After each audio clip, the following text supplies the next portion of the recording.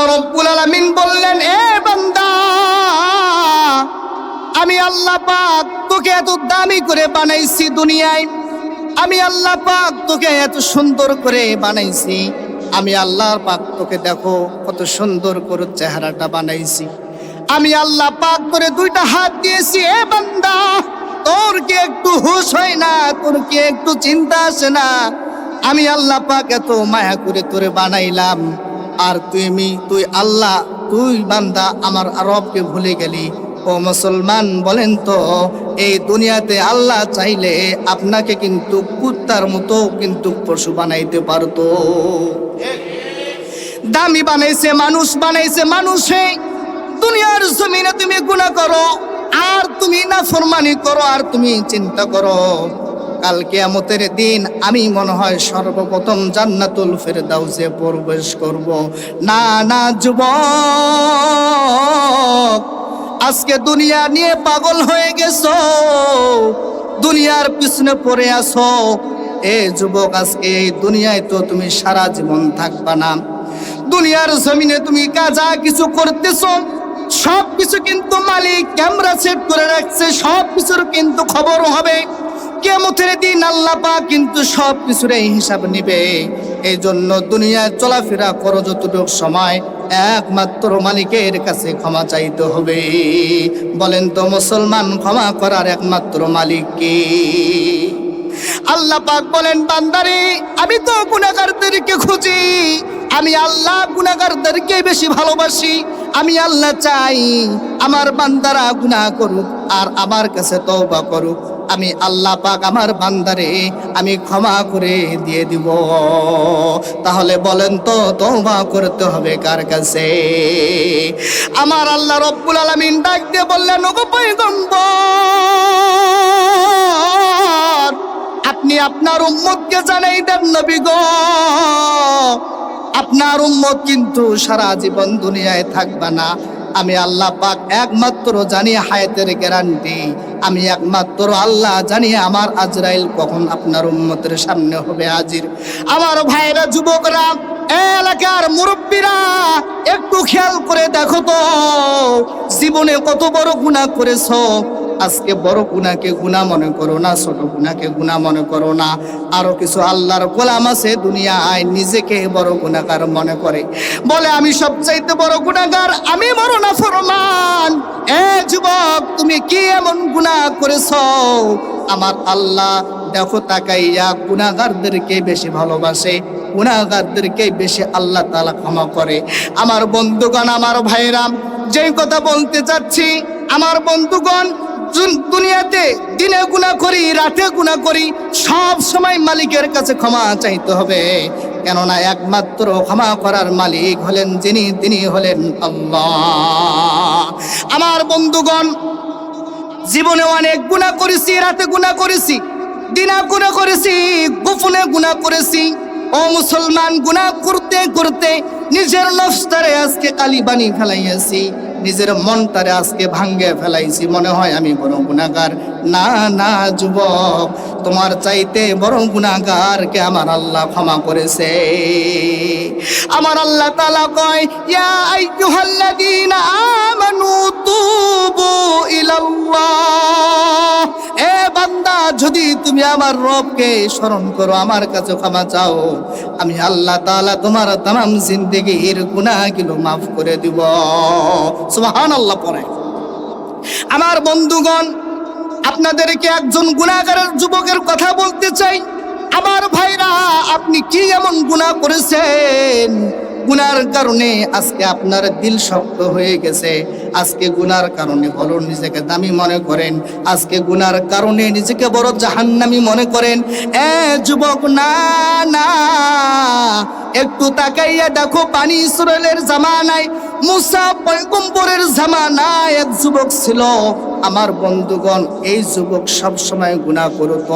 আমার বন্ধুগণ, সেই যুবক ছিল কাফনের কাপড় চোর, কাফনের কাপড় চুরি করত, আর তার পরিবারকে সে খাবার দিত, তার সংসার চালাইতো, কাফনের কাপড় চুরি করত। আমার বন্ধুগণ, সে নিজেকে চোর দাবি করত, আমি চোর, আমি বড় অপরাধী, আমি জাহান্নামী, আমাকে আমাকে আল্লাহ কখনো ক্ষমা করবে না।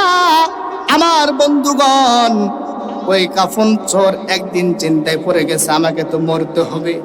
আমার ভাইরা, গুনার কথা মনে পড়ে গেছে, অঝরে গভীর রজনীতে কান্না শুরু করে দিয়েছে। খলিফাতুল মুসলিমিন হযরত ওমর রাদিয়াল্লাহু তাআলা পথ দিয়ে আসতেছে।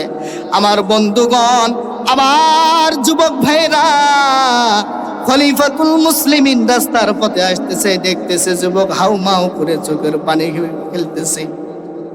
যুবকের কান্না দেখে হযরত ওমরের চোখে পানি। আহারে যুবক, কি এমন গুনাহ করেছো? ওই যুবকের দিকে একটু তাকাইয়া দেখো। খলিফাতুল মুসলিমিন এমন একজন কড়া মানুষ, পাষাণ মানুষ, জীবনে চোখের মধ্যে পানি আসে না। সেই যুবককে দেখে খলিফাতুল মুসলিমিনের চোখে পানি এসে গেছে। খলিফাতুল মুসলিমিন হযরত ওমর ডাক দিয়ে কয়, যুবক, কি এমন গুনাহ করেছো? বলো না, বলো আমাকে, কি এমন গুনাহ করেছো? ডাক দিয়ে কয় খলিফাতুল মুসলিমিন, ওমর, আমি যে গুনাহ করেছি এই গুনার কথা কাউকে বলা যাবে না। আমি এমন গুনাহ করেছি আমার মাওলা আমারে ক্ষমা করবে না, আমি জাহান্নামী হয়ে যাব। খলিফাতুল মুসলিমিন বলে, আসো আসো, আমি তোমাকে নবীর দরবারে নিয়ে যাব।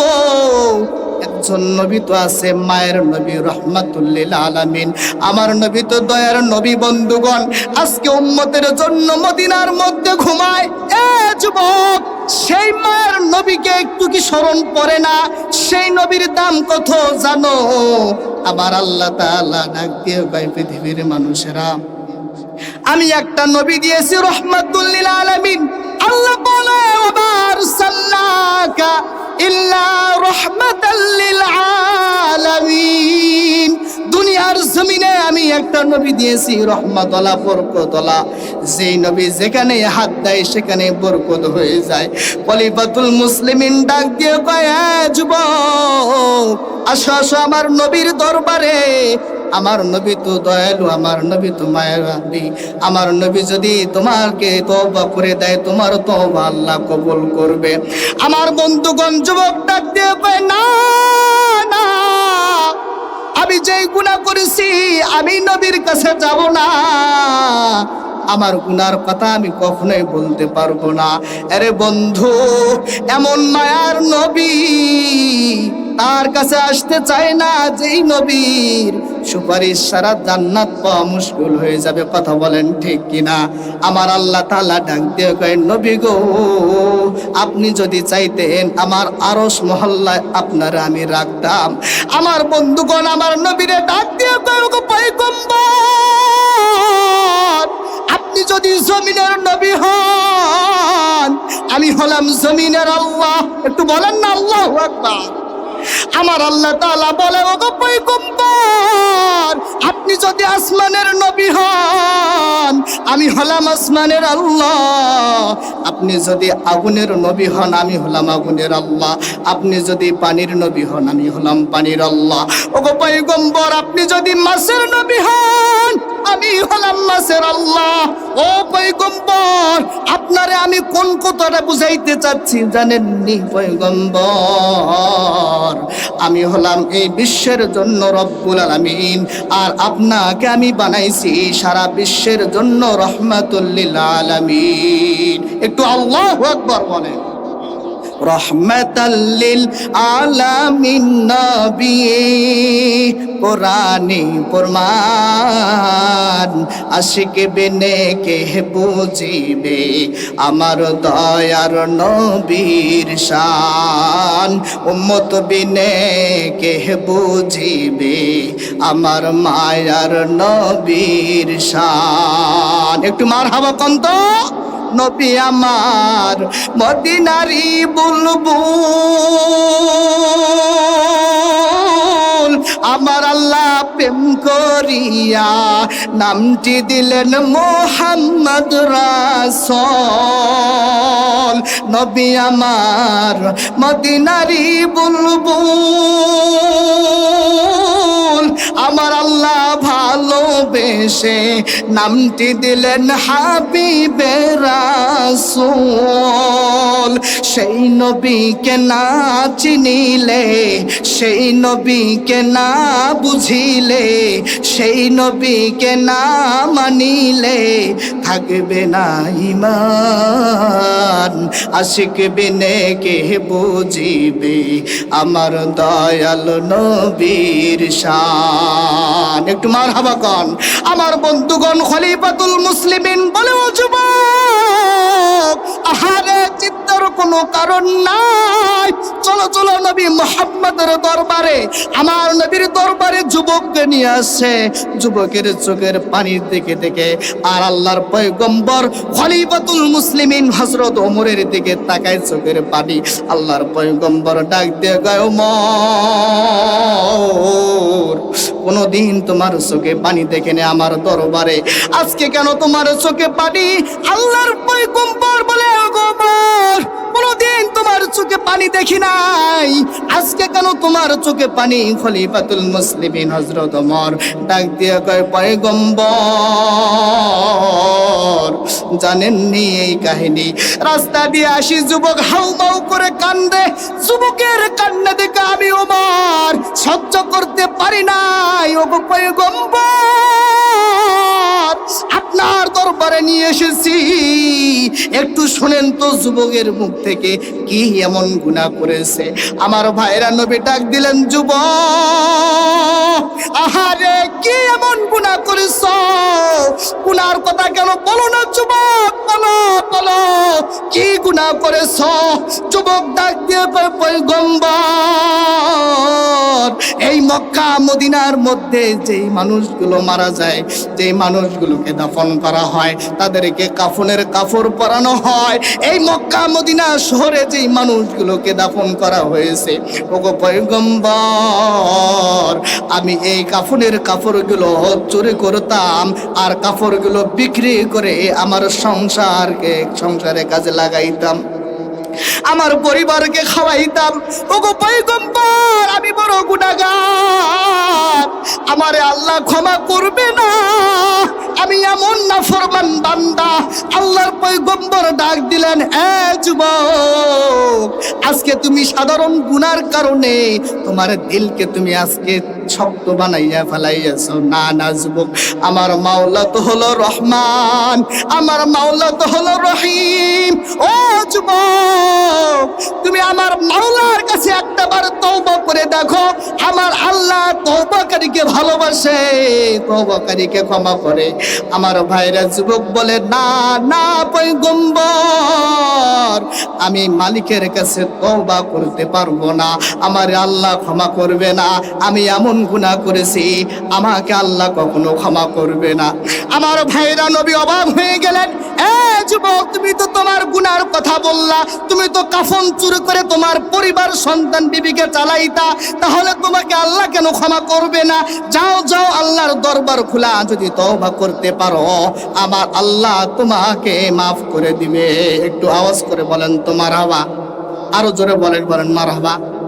আমার বন্ধুগণ, আমার ভাইরা আল্লাহর পয়গম্বরকে বললেন, পয়গম্বর, না না, আমি আল্লাহর দরবারে যাব না, আল্লাহর কাছে তওবা করব না, কেননা আল্লাহ আমারে মাফ করবে না। আল্লাহর পয়গম্বর বললেন, যুবক, তোমার তো গুনার কথা তুমি স্মরণ করেছ, তোমার তো গুনার কথা তুমি প্রকাশ করে দিয়েছ। যুবক ডাক দিয়ে কয়, পয়গম্বর, আমি তো কাফন চোর, চোরটা চোর, যে আমি চোর স্বীকার করেছি, আমি চোর, আমি গুনাহগার, আমি স্বীকার করেছি আমি গুনাহগার, কিন্তু এর ভিতরে আরো একটা কিন্তু আছে। ওগো পয়গম্বর, জানেননি এই মক্কা মদিনার মধ্যে একজন সুন্দরী যুবতী নারী কিছুদিন আগে মারা গিয়েছে। ও পয়গম্বর, আমি তো কাফন চোর, কাফন চুরি করতাম, কিন্তু ওই সুন্দরী নারীর যখন কাফন চুরি করতে গিয়েছি, দাফনের কাফন যখন চুরি করতে গিয়েছি, ওগো পয়গম্বর, ইয়া রাসূলুল্লাহ, ইয়া হাবিবাল্লাহ, ওই সুন্দর সুন্দরী নারীর সঙ্গে আমি জিনা করে ফেলেছি, আমি ওই নারীর সঙ্গে আমি মিলামিশা করে ফেলেছি। ওগো পয়গম্বর, যখন মিলামিশা করছি, আপনার কাপড় চুরি করছি, কবর থেকে যখন উঠে আসি, ও পয়গম্বর, ওই যুবতী আমারে ডাক দিয়ে কয়, যুবক, কাল কিয়ামতের দিন কেমন করে তুমি মাওলার কাঠগড়ালে দাঁড়াবা? আর তুমি তো নিজে গুনাহগার হয়ে গেলা। আরে যুবক, আমার আজকে জবান যদি থাকতো, আমার যদি আজকে শক্তি থাকতো, তোমাকে কখনো জিনা করতে দিতাম না, আমাকে টাচ করতে দিতাম না। কিন্তু আমি তো বড় অসহায়, আজকে আমি তো আজকে বড় অসহায়, আমার তো আজকে সব কিছু হারিয়ে আমি মাটির মধ্যে আমার দেহ পড়ে আছে, আর তুমি কেমনে আমারে নাপাক করাইলা? কাল কিয়ামতের দিন কেমন করে মাওলার দরবারে আমি এই নাপাক অবস্থায় উঠবো? আমি আমার মাওলার কাছে বিচার দিলাম, এর বিচার আমার মাওলা তোমার করবে। ওগো পয়গম্বর, তাহলে বলেন তো আমার মালিক কেমন করে আমাকে ক্ষমা করবে? আমার বন্ধুগণ, আল্লাহর পয়গম্বর সাল্লাল্লাহু আলাইহি সাল্লাম যখন যুবকের মুখ থেকে এই কথা শুনছে, আসমানটা মনে হয় নবীর মাথায় ভাঙ্গে পড়লো। হায় হায় হায়, যুবক বলে কি, এমন কেমন গুনাহ করে, এর মতো তো গুনাহগার আর পৃথিবীতে নাই। পয়গম্বর বলে, যুবক, জলদি করে আমার দরবার থেকে সরে যাও, আমার দরবার থেকে দূরে চলে যাও। আমার ভাইরা, নবী যখন সরাইয়া দিলেন, নবী যখন তাড়াইয়া দিলেন, আমার বন্ধুগণ, যুবক এইবার গভীর রজনীতে আমার ভাইরা সেই আল্লাহকে স্মরণ করে আর ডাক দিয়ে কয়, আল্লাহ, ও মালিক, পৃথিবীতে কোনো মানুষ আমারে জায়গা দেয় নাই, পৃথিবীতে কোনো মানুষ আমারে ক্ষমা করে নাই, আপনার নবী মুহাম্মদ আমারে ক্ষমা করে নাই। ও মালিক, আমি তো গুনাহগার, আমার গুনার কথা আপনারে আমি বলে দিয়েছি, স্বীকার করেছি। ও আল্লাহ, আপনি কি আমারে ক্ষমা করবেন না? আমার বন্ধুগণ, একদিন নয়, 2 দিন নয়, এইভাবে 40 দিন যাবত পর্যন্ত ওই যুবক মালিকের কাছে তওবা করেছে, আর চোখের পানি ফেলে ফেলে আল্লাহর দরবারে কান্নাকাটি করেছে। আমার আল্লাহ রব্বুল আলামিন সঙ্গে সঙ্গে জিবরাইল আলাইহিস সালামকে আল্লাহর পয়গম্বরের কাছে পাঠাইয়া দিলেন। ওগো পয়গম্বর, কিছুদিন আগে আপনি এক যুবককে আপনার দরবার থেকে আপনি সরাইয়া দিয়েছেন, তাড়াইয়া দিয়েছেন। ওগো পয়গম্বর, বলেন তো, বান্দারে আপনি ক্ষমা করতে পারেন না আমি আল্লাহ ক্ষমা করতে পারি? আমার পয়গম্বর বলে, আমার তো কোনো ক্ষমা করার কোনো ক্ষমতা নাই, একমাত্র ক্ষমা করতে পারে আমার আল্লাহ। জিবরাইল বলেন, ওগো পয়গম্বর, আপনি বান্দারে রিজিক দেন না আল্লাহ দেয়? আল্লাহর পয়গম্বর বললেন, আমি তো রিজিক দাতা নয়, আমার রিজিক দাতা তো হলেন আল্লাহ। আমার বন্ধুগণ, আমার ভাইরা, জিবরাইল ডাক দিলেন, পয়গম্বর, যেই যুবক রে আপনার দরবার থেকে আপনি সরাইয়া দিয়েছেন, তাড়াইয়া দিয়েছেন, সেই যুবক আজকে 1 দিন নয়, 2 দিন নয়, আমার মালিকের কাছে 40 দিন যাবত ধরে কান্না করেছে, চোখের পানি ফেলেছে। আমার আল্লাহ তাআলা যুবকের তওবা কবুল করেছে, যুবককে সব গুনাহ ক্ষমা করে দিয়ে মাসুম বানাইয়া দিয়েছে। আমার বন্ধুগণ, যে কথা বলতে চাইলাম, তাহলে সেই যুবক তো কাফন চোর ছিল, জিনাও করেছে, সেই যুবককে আল্লাহ রব্বুল আলামিন ক্ষমা করে দিয়েছে। ও মুসলমান, বলেন তো, তাহলে আপনি আমি সাধারণ কতটুকু গুনাহ করেছি? যদি মালিকের কাছে দুহাত তুলে গভীর রজনীতে মালিককে ডাকি আর স্মরণ করি, ওগো আল্লাহ, আমি গুনাহগার, আমার গুনাহ করতে করতে, আমার গুনাহ করতে করতে পাহাড় পরিমাণ গুনাহ করে ফেলেছি, বলেন তো আমার আল্লাহ ক্ষমা করতে পারেন কিনা? এই জন্য আল্লাহ বলে, ওগো বান্দারে, আয় আয় আমার দরবারে আয়, গভীর রজনীতে 2টা হাত তুলে আমার কাছে দোয়া কর, আমার কাছে তওবা কর। আমি আল্লাহ কথা দিলাম, তোর জীবনের তামাম জিন্দেগির গুনাহগুলো আমি আল্লাহ মাফ করে দেব। নারায়ে তাকবীর।